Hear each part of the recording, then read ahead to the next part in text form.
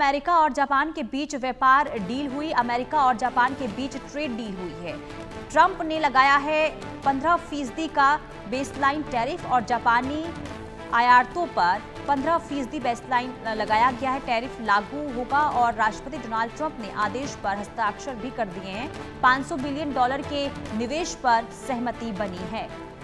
तो अमेरिका और जापान के बीच ये ट्रेड डील हुई है। 25 से घटाकर 15% टैरिफ किया गया है अमेरिका की तरफ से।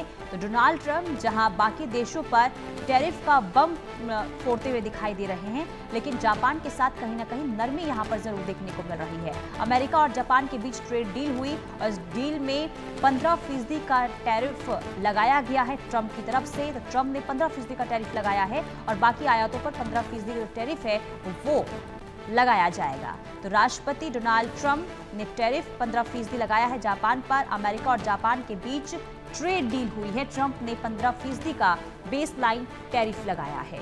तो ये बड़ी खबर हम आपको बता रहे हैं। 25 से घटाकर 15% टैरिफ किया गया है जापान पर। हालांकि भारत को लेकर उनका हमने रुख देखा, रूस को लेकर हमने रुख देखा, चीन को लेकर हमने ट्रंप का रुख देखा, लेकिन नरमी जो है वो जापान को लेकर ट्रंप की देखने को मिल रही है। ट्रेड डील हुई है, लेकिन बाकी आयातों पर 15% टैरिफ लगाया जाएगा अमेरिका की तरफ से जापान पर। तो व्यापार डील, और ये जो व्यापार डील है काफ़ी अहम ये मानी जा रही है जापान और अमेरिका के लिए, क्योंकि 15% का ये टैरिफ आखिर क्या इशारा करता है ये भी समझना काफ़ी अहम हो जाता है। डोनाल्ड ट्रंप ने जापान पर पलटी मार ली है, यानी कि किस तरीके से यहाँ पर पलटी ट्रंप की तरफ से जापान के लिए मारी गई है, इससे आप समझ सकते हैं। क्योंकि पहले भारत पर टैरिफ बम फोड़ा गया, इसके बाद अलग अलग देशों के लिए जो सख्ती देखी जा रही है ट्रंप की और जापान के लिए जो नरमी देखी जा रही है, इसे जरा समझ लेते हैं। अजय जांडियाल हमारे संवाददाता लाइव जुड़ चुके हैं। अजय,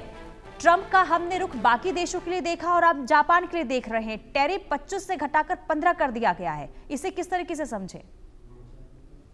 देखिए, अमेरिका और खासतौर पे जब से ट्रंप आए हैं तो ट्रंप इस तरह के कई डिसीजंस ले रहे हैं जो बड़े बेतुके से हैं। चाहे वो भारत को लेकर टैक्स लगाने की बात हो, टैरिफ लगाने की बात हो, या फिर अब जापान को रियायत देने की बात हो। 25 से कम कर दिया गया है जापान पर लगा हुआ टैक्स, और जबकि बात अगर की जाए भारत की तो भारत पर जो है इसको बढ़ा दिया गया था।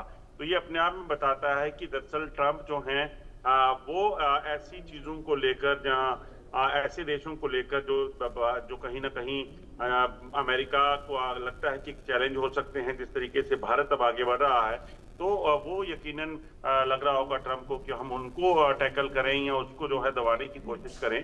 अगर भारत ने भी साफ कर दिया कि भारत कभी भी अपने जो प्लान है या भारत को लेकर जो डिसीजन लेने हैं वो भारत खुद लेगा, उससे कोई भी जो है वो अमेरिका के दबाव में नहीं आएगा। वहीं अब जापान पर टैक्स कम करके ट्रंप ने ये बता दिया है कि ट्रंप जो है वो अपनी मनमानी करेंगे। अमेरिका जो है अपनी जो सुपरमेसी बताने की कोशिश करता है, जताने की कोशिश करता है, वो उसको करता रहेगा। बिल्कुल, लेकिन अजय, क्योंकि देखिए भारत के लिए 50% का ये टैरिफ लगाया गया और ट्रंप से बार बार जिस तरीके से कहा गया, पूछा गया कि आखिर भारत के लिए, क्योंकि एक तरफ तो आप दोस्ती दिखाते हैं और दूसरी तरफ आप 50% टैरिफ लगाते हैं, लेकिन जब ट्रंप से पूछा गया ये, तो ट्रंप ये कह रहे हैं कि ये इससे मैं बेहतर मानता हूं टैरिफ लगाना। तो क्या ये बेहतरी जापान के लिए नहीं है? देखिए, दरअसल ट्रेड डील के हिसाब से मुझे लगता है ट्रंप ये भी सोच रहे होंगे कि जब भारत जैसे देश पर टैरिफ लगाकर वहां ट्रेड तो कम होगा, यकीनन इस पे असर तो पड़ेगा। तो जब यहाँ ट्रेड कम होगा तो कहीं से भरपाई तो करनी होगी। तो सोच रहे होंगे कि जो छोटे देश हैं उन पर जो है वो टैक्स लगाकर, अब आप देखें तो $500 बिलियन की इन्वेस्टमेंट को लेकर हस्ताक्षर भी हो गए हैं, और जो ट्रेड डील हुई है उसमें टैरिफ को 25 से घटाकर 15 भी कर दिया गया। लेकिन जियोपॉलिटिक्स के हिसाब से हम देखें तो जो ट्रंप का ये रुख सामने आया है जापान को लेकर और भारत को लेकर जो सख्ती देखने को मिल रही है, तो किस तरीके से समझा जाए?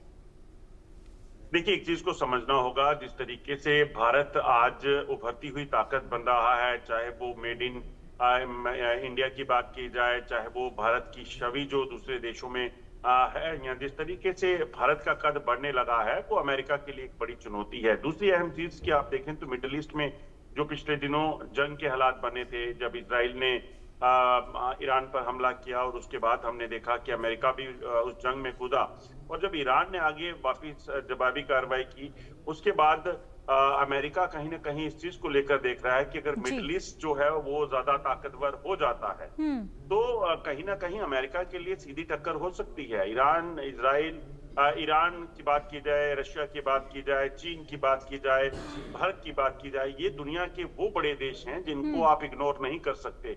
और जैसे जैसे अगर आप देखें तो जैसे चीन एक बार अमेरिका के लिए चुनौती बनता जा रहा था कि बड़ा देश होने के जनसंख्या के लिहाज से भी और ऐसे भी अगर आप देखें तो जिस तरीके से चीन का कद एकदम से बढ़ा जब युद्ध के विश्व युद्ध के बाद, अब भारत वैसी उभरती हुई ताकत बन रहा है। तो भारत जब उभरती हुई ताकत बनेगा तो मिडिल ईस्ट में आगे ही अमेरिका की नहीं चल पाती, तो फिर शायद इस ठीक चीज है। को लेकर चुनौतियां लग रही हैं ट्रंप को।